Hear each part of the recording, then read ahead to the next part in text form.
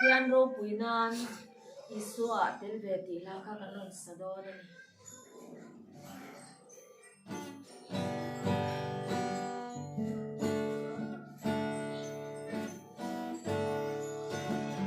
thiên lung ril hea chan se lo zo na dong chin ma se ka thang thiam lo in bang in nge mo di a in zo tin chan na ka nei lo ka ding thiam si lo ka thiên lu ril hea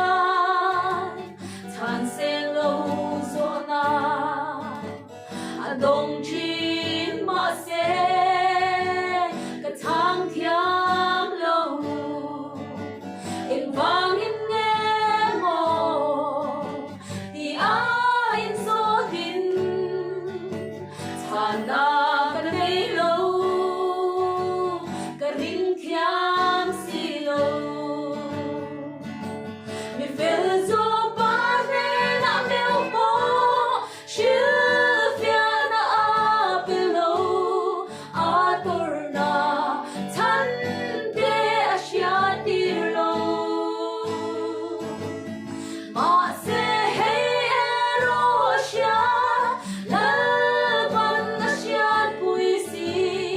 hey yan min khamwan katana to krenge zirtir de ho kha gali dila